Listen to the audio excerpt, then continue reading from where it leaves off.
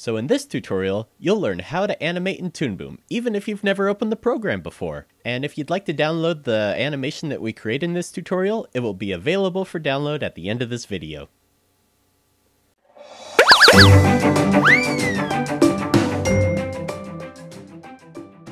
So Toon Boom is one of those things that seems intimidating at first, and there is a lot to learn. But I believe that if you get the basics down and you start animating something right away, you'll find it's not that hard at all. So when you first open up Toon Boom, you'll be greeted with this setup screen. This is where you set up the size of your animation and also how fast it will go. So the name is what the name of your project is going to be. And the location is where it's going to save your project at. So Toon Boom, rather than just saving one file, it actually saves a whole project folder. So everything that you animate will be located inside a folder. So you'll want to make sure to set that location somewhere where you can open it up later. And your frame rate is how fast your animation is going to move. The higher this number is, the faster the animation's going to go, and the lower it is, the slower your animation's going to go. And you can always change these settings later, but it's good to set up from the beginning. And I like to recommend these settings of 1920 by 1080 at 24 frames per second. Pretty standard for an HD video uploading to YouTube. So once all your settings are set up, then we're going to press Create Scene. So here's what Toon Boom will look like when you open it. Or at least very similar to your version, depending which version you have open. Before I talk about any of these tools or any of these windows, let me just explain to you a little bit of the philosophy of how Toon Boom works. So Toon Boom is a vector program, and what that means is if I draw something, rather than in something like Photoshop, if I were to zoom in on this, it would lose quality. But because it's a vector program, it's based off of curves. So what that means is I can zoom in to as much as I want because it's a vector program.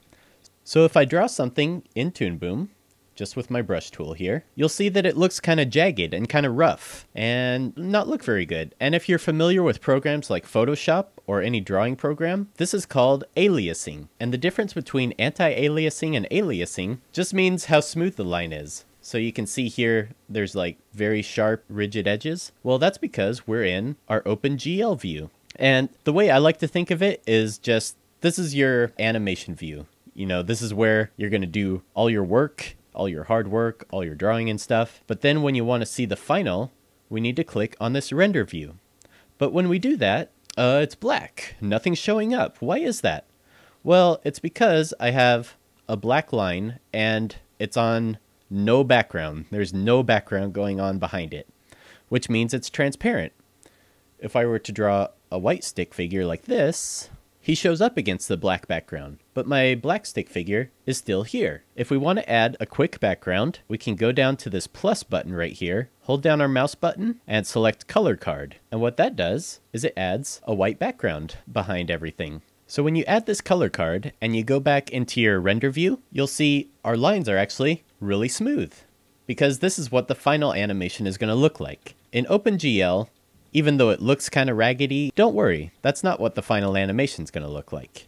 It's going to look smooth and nice because Toon Boom's kind of awesome. This just makes it faster for your computer for when you're animating and stuff. So another thing that makes Toon Boom kind of unique is whatever shortcut you're using, like zoom in or zoom out, will depend on what window you have selected.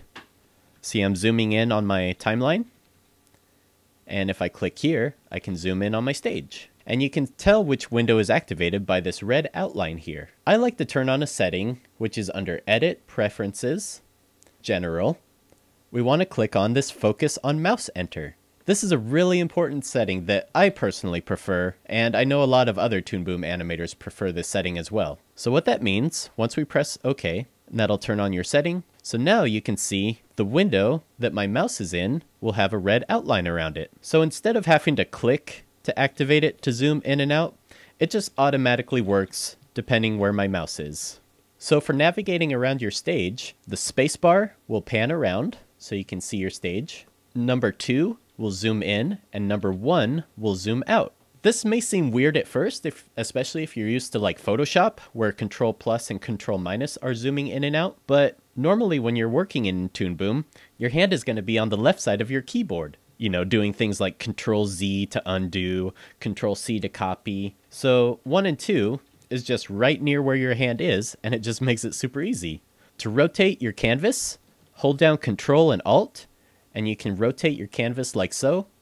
And this is useful if you want to draw at a more natural angle, like you know how you tilt your paper when you're drawing. If your view is all messed up, you can press Shift M, as in Michael, to set your view back to the way it was. All right, enough boring stuff. Let's actually draw something in here. Over here, you'll see all your drawing tools. And if your view looks different than this, or if you're missing some panels, you can always go up to Window, Workspace, and then down here, just select the default workspace, and it'll reset back to the way it was when you first started Toon Boom. So our tools are over here, and the brush tool, just like it sounds like, is a brush. And it's probably the most intuitive tool to use. It's the one I use the most when I'm animating. And over here, you'll see your tool properties. This is where you set up what your brush behaves like. Brush 1 is your default brush, so I like to set it up to be the way that I want it to be when Toon Boom first loads. So to edit your settings, just click on this big arrow right here, and your brush setting will come up. So maximum size is how big your brush is going to be, and minimum size is how small your brush will be. This only matters if you're using like a Wacom tablet or any other drawing tablet that recognizes pressure sensitivity. Smoothing, if you like your brush to smooth out itself, you can set this up. Usually I'll do like maybe about 5 or so, because I like my line to still stay about the same. And depending which version of Toon Boom you have, you can also set up a texture on it, so you can get kind of a textured look to your brush. But we'll just use the regular one for now. And you'll see an asterisk, meaning that your changes have not been saved yet. To save your changes, just click this little refresh button, which means update your brush preset. And now next time you load Toon Boom, all those settings should stay the same for your brush number 1. Now to explain the difference between the brush and the pencil tool, if I were to draw a circle with my brush tool and draw a circle with my pencil tool, and then select my point editor, which is my white arrow here, you'll see on the brush, all the points are on the outside. So it's like a filled in shape. It's not really a line, it's a whole filled in shape. But on my pencil tool, it's all these individual points. But the cool thing about Toon Boom, as opposed to Flash, is you can actually have pressure sensitivity with the pencil tool. And you can set it up to be just like your brush. But let's say if I didn't want this circle, if I wanted to like move these points over, it's a little hard to keep it consistent. But with the pencil tool, if I were to just move these points over, it makes it super easy to change your path that you drew. So it really just depends which tool you want to use, whether it's the pencil or the brush. Pencil is definitely more versatile, but the brush tool I find to be a little more intuitive, especially if you're a beginner. You also have an eraser if you need to erase anything. This is your type tool, so you can just add text to your animation. And depending which tool you have selected, you can edit its properties under this tool properties window. If you want to delete anything or move it around, just use your black arrow tool here. And to rotate something, you just drag it from the corner like that. To scale it, drag it from this corner like so, and hold Shift if you want to keep it the same, and press Delete if you want to just delete something. Your fill bucket will fill in any shape with whatever color you have selected. We'll talk more about color later. Your shapes are right here. So you've got lines, and any of these tools that have these arrows on the corner here, you can hold down your mouse button to see what other options they have. So we have rectangles, circles, and a pen tool right here. The eyedropper tool will select whatever color you use the eyedropper on, and you can see your colors over here. So those are all your basic drawing tools. Now let's talk about color. So the way color works in Toon Boom is if you want another color, you have to create it using this palette window. So to create a color, we're going to click this plus button, and then it'll create a new color. Just double click on this square to edit it, and you'll see your color options. So you can adjust your color right here, and if you want it to be transparent, you just adjust this alpha and you'll make it a transparent color. If you want to have a gradient, just select your gradient option right here. So when you're editing your gradient, to change any of these colors, just click this little house looking icon and just adjust the color, and you'll see it adjust automatically. If you want to add a color, just click in between any of these boxes here, and it'll add another one, so you can adjust that color. And you can move these around, and you can also adjust their transparency using the alpha. So you can have it go from green to transparent blue to sort of a black. And yeah, it's pretty cool. Linear just means it goes from a straight gradient. Radial means it's more of a circle. So let's go with this monstrosity of a gradient. Let's call that gradient. So the cool thing about Toon Boom with its color is, let's say I have an animation, and right now it's only 5 frames long, but let's just say this is 5,000 frames of animation, and it's a turquoise bouncing blue ball. And your director, which can be yourself, honestly, comes by and says, hey, I want that turquoise ball to be green. In a different program, you'd have to edit every single one of those 5,000 frames to be a green ball. But in Toon Boom, we can just double click that ball color and change it green, and it changes it across the whole animation. Super useful. I love this feature. Here's a couple other things that are important to be aware of when you're drawing in Toon Boom. First, let's draw a circle, or at least the best circle we can for now. And let's say we want to fill it in with a gradient. Well, we know how to create a color. We double click on it, and to create a gradient, we'll select our gradient here. And let's go from white to black, and we'll make it a radial gradient. Looks good. And then we'll fill it in with our paint bucket tool. And with your paint bucket, you can select where the origin is, but let's say you want to modify it even further. You can hold down your mouse button on the white arrow tool, and you'll get this setting down here called Edit Gradient. And this way, we can edit our gradient using this Edit Gradient tool. So this is useful if you want to move gradients around or adjust them, change their scale, and rotate them, and do all sorts of stuff with your gradients. And this tool works on textures as well. If I were to create a new texture by clicking on this plus T button over here, this will let me import a bitmap, and I can use that to fill in on my colors as well. So I fill in my texture, and then I can use my Edit Gradient tool to change the scale. And if I want it to scale uniformly, just hold down Shift, and I can move my texture around, rotate it, and change it just like I could with my gradient. So let's say I want to cut out a chunk from this circle. Normally in other programs, you might think, oh, I select the black arrow tool and just select it right here. By the way, if you're not getting this lasso selection here, you can go under your tool options, and this first option here, you can do a marquee selection, so it selects with the rectangle, or you can go to your lasso tool, which is what I usually use. But let's say you want to cut out a circle from here. If I use the lasso tool, well, it selects the whole circle, and if I press delete, it deletes the whole thing. That's because if you want to do something like that, cut out a piece of artwork, you want to use the cutter tool. So the cutter tool is kind of like your eraser. The way Toon Boom draws by default is each one of these brush strokes is separated on its own. So if I select these, even though they're overlapping, you'll see it just selects each brush stroke I made. If you want to flatten these so they're not all separate brush strokes like this, you can just use the flatten tool, which is right here, or over here in the tool properties. And it'll flatten all the overlapping brush strokes into one brush stroke. So I drew overlapping lines here, but I don't want them to overlap. Well, the cutter tool comes in handy for stuff like this, because with this overlapping line, I can select it and press delete. Even though this is all one brush stroke, Toon Boom knows that this is an overlapping line, and I can select it and delete it. So this is useful to get nice smooth lines into your other shapes. So let's say you've drawn a character and you filled it in, and you want to give it some shading. How do you do that? Well, under your paint bucket tool, there's an option called stroke. And what this does is it draws an invisible line that you can use to section off parts of your drawing to fill in with a different color. I'll show you what I mean.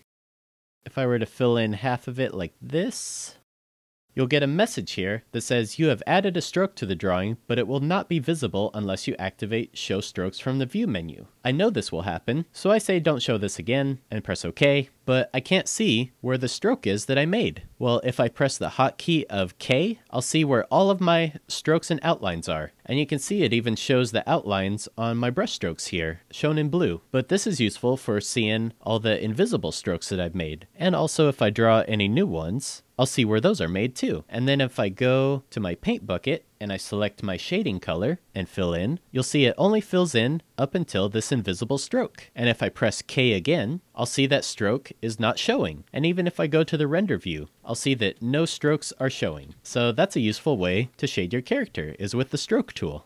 So now that we know how to draw in Toon Boom, let's learn how to animate. To add a layer, we need to do a drawing layer, which is this button right here. And you just click on it once, and it'll give you a couple options, whether you want it to be a vector or a bitmap. So that's like the difference between Flash for the vector or Illustrator, or bitmap as in like Photoshop or something. So I usually just do vector. It's a little bit easier to start out with and easier to work with. And we'll call this stick, because that'll be our character. And then we add and close, and we have our stick layer. So once we have our layer created, let's draw our first frame. We're going to do a simple walk cycle. So the way I like to do a walk cycle is start with what's called the contact position, which is where his foot contacts the ground like so. And on this position, he'll have his arms out like this. And then to draw the next frame, just go one frame forward, or you can use the period key and the comma key to go back and forward one frame. And to see the last frame that we drew, which is really important in animation, we have to turn on the onion skin, and we can see what our last drawing was. So with the onion skin on, it makes it easier to see what our next drawing needs to be.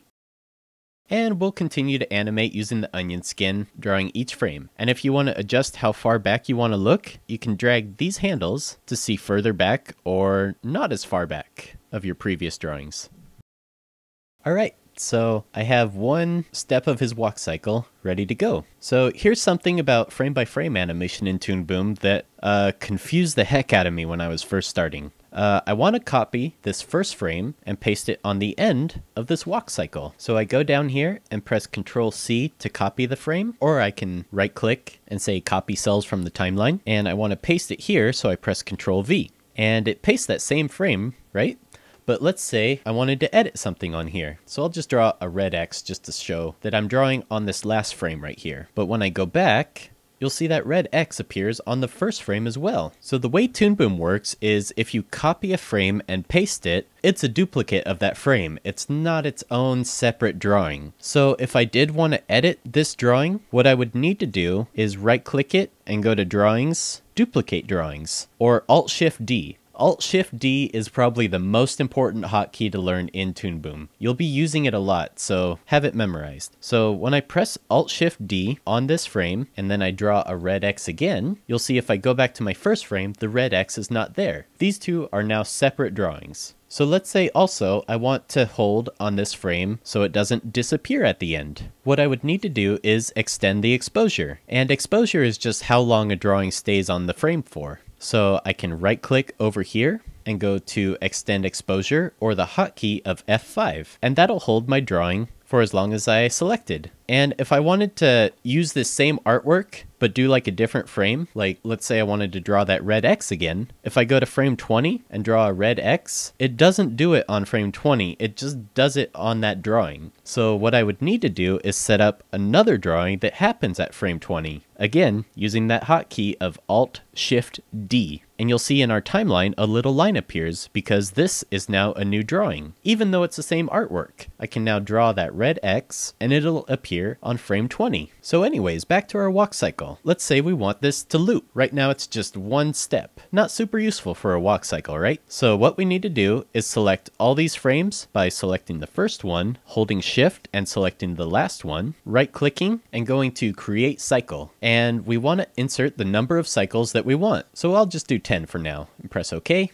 And we now have a looping cycle of his walk. But he kind of stays in place, right? Not a very effective walk if he just stays in one place. So we need to move him across the screen. So the way Toon Boom works is the difference between drawings, which you can think of as your animation frames. That's a drawing. And to move it across, we need to attach a peg. And the peg can move our drawing around on the screen. So to add a peg to our drawing, we use this button right here, Add a Peg. And you'll see it'll name it after the layer it's attached to. So pay attention to how I animate him from one side of the screen to the other. I'm going to go over here to the Add Keyframe button and I'll add a keyframe, and you'll see a circle appear on frame 1 where I added the keyframe. Then I'm going to go to my transform tool, so I need to make sure that my animate button is turned on, and the animate button is this little stick figure button right here. And what that just means is it'll listen to whenever you move this peg or anything around. So on my first frame where I've created the keyframe, I'll use my transform tool and I'll move him off screen here. Then I'll go down to frame 60 using the add keyframe button. I'll add another keyframe, and then again, because this animate button is on, when I move him over to here on frame 60 where this keyframe is, he animates across the screen because the peg is moving our drawing cycle. Pretty cool. So let's say you want to create a character library. So first we're going to create a new drawing by clicking the new drawing button, and we'll call this head. And the drawing layer button, if you just click add, will stay open. If you say add and close, it'll close this window. So since we're doing multiple body parts, I'm just going to add each one.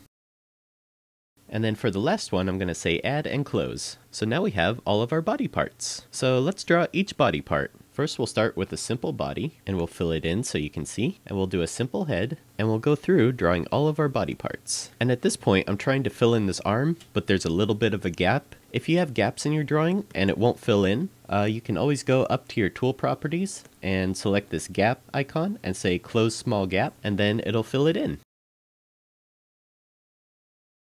So now we have our character with all his body parts on different layers. So now we need to add pegs to each one of these body parts by pressing this peg button up here with each layer. And you can also select multiple layers and press it, and it'll add pegs according to the name of the layer. So when you're setting up your pegs, you want to make sure the anchor point's in the right spot. If I were to take my transform tool on my arm left here and rotate it, you'll see it's rotating around this anchor point right here, which is not what we want. We want to move this anchor point to be right here. If you move the anchor point with your transform tool, you'll see it's still transparent here, so it'll work, but when you click off of it and click back on to your peg, your anchor point has reset back to where it was. To move it permanently, you need to use the rotate tool up here. These are called your advanced animation toolbars, and if you don't see them, you can go to Windows, Toolbars, Advanced Animation. And using the rotate tool, just move the peg where you want it to be, and do this on every single layer. So now we want to parent these objects to each other. So right now, when I move the body just moves on its own because nothing has been parented to it. So the way I like to explain it is with an arm. So here you have the body, which you can think of like the parent object. You have the upper arm, which you can think of as the child. You have the lower arm, which you can think of as the child of the upper arm. And then you have the hand, which is the child of the lower arm. So every time you move the body, like so, it moves the entire arm. And every time you move the upper arm, it'll move the lower arm and the hand. And if I move the lower arm, it'll just move the hand because the hand is parented to it. So we want all these body parts to be under the body peg. So just drag each one of these body parts underneath the body peg like so. So I'm just clicking and dragging and moving it underneath the body. You'll see this blue underline appear when I'm underneath the body peg. So I'll just move those like that. And now when I select my body peg, all my body parts are moving with it. So now I can move the leg on its own and move the body along with it. So now we have our simple character rig. So let's say we want to animate him jumping up and down. So before you start animating, it's a good idea to add keyframes to each one of these pegs on the first frame. So our character only lasts for one frame, so we need to extend the exposure by going over to say frame 80 and pressing the hotkey of F5, and that'll extend our exposure. Or we could also right click and go to extend exposure. So now our character lasts for 80 frames. Now to animate him, we use this transform tool here, and we're going to animate him jumping. So we want to select our body peg, and you can tell that we've selected the peg because the character is yellow. And because he is yellow, that means our animate tool is on. If our animate tool is off, you'll see he appears red. So that just means that everything I animate will not be animated. It just moves it permanently. So make sure your animate tool is on, and then we want him to move up on frame 80. So we'll add keyframes on here to each one of these body parts. We'll grab his body, and you can see I've got my body selected by the drawing layer, which is not what we want. We want to animate him on the peg layer. So the hotkey to move up in the hierarchy is the hotkey of B as in boy, and that'll select our body peg. Same if I were to select the arm drawing, I can press B and it'll select my peg. So I select my body, press B to select the peg, and move him up. So because my animate tool is on and I have my keyframes all set up, he motion tweens up to the top like so. So let's say, just to show you how exposure works, let's say I only have leg right up to frame 40 something. You'll see it animates and then disappears. But you can see that this drawing is still here. It's just not being exposed, so it's not being shown anymore. And you can also change these drawings. So if we press our hotkey of Alt-Shift-D, that makes a new drawing. So if I go into my head layer and give him like an angry face, you'll see our drawing changed, but the animation is still the same because it's the same head drawing under the head peg. So we can use our transform tool, select our hand, press B to select the peg, and move it up like that. Do that with each one of these body parts. And you'll see we have a little animation going. Pretty cool. So this line means that it's being motion tweened. If we were to use this stop motion keyframe, which is the straight line option right here, like let's say I have a bunch of different keyframes right here, you'll see in the motion tween, it's a smooth motion between all of these. But if I were to click in the middle and select stop motion keyframe on any one of these, you'll see it just pops into place. So there's no smooth motion, it's just popping into place because there's no line in between. If we want to get our line back, we just press this curvy option right here, or set motion keyframe, and our smooth motion will come back. So that's how to animate with a simple character rig. So now I'm going to create an animation from start to finish. I'm going to draw the background using all the tools we learned, and then on a new layer, I'm going to animate a stick figure animating across the background. So let's get started.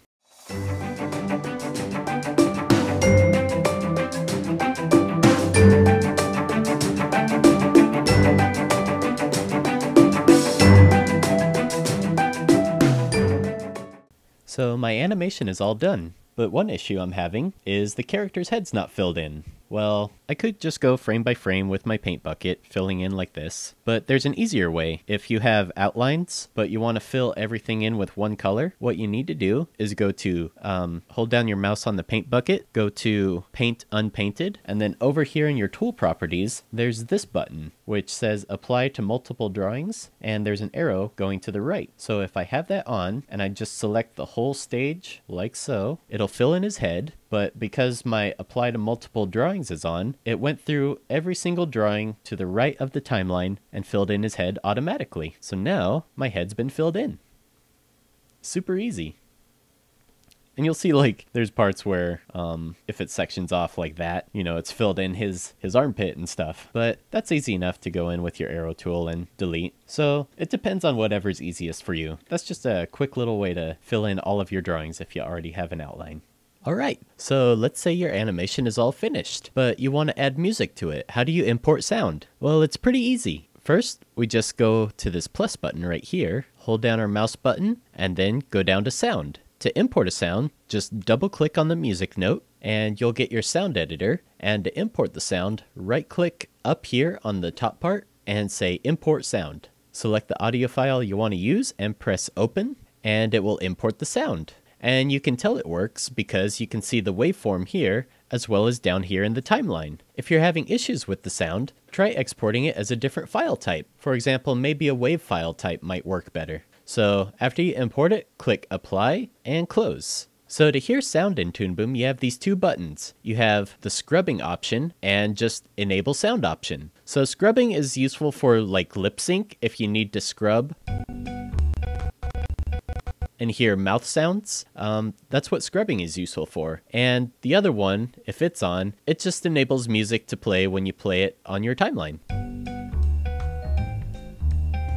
So now we want to export our animation. It's super easy. Just go up to File, Export, and Movie, and select where you want to save it as. And then under Movie Options, I'll show you the format that I usually save it as. If you don't want any compression at all and you want a full video, using the compression type of animation is really good for that. So if you're just uploading to YouTube or, you know, sharing your video around, H.264 is more than fine. So to use H.264 compression type in Toon Boom, one thing is important. You have to make sure under keyframes that you select all, or else it won't export. And under compression quality, I usually max it out at the best. For encoding, depending what your preference is, faster encode will happen with a single pass, or if you want the best quality possible but time isn't really an issue, select the multi-pass. And all this other stuff you can leave as is, press OK. For the sound, I'm not much of an expert, but I'll usually do the 24-bit, and I'll select either 44 or 48. Usually 44 is fine. I'll set it on stereo if I have stereo sound. 16-bit is fine. Press OK.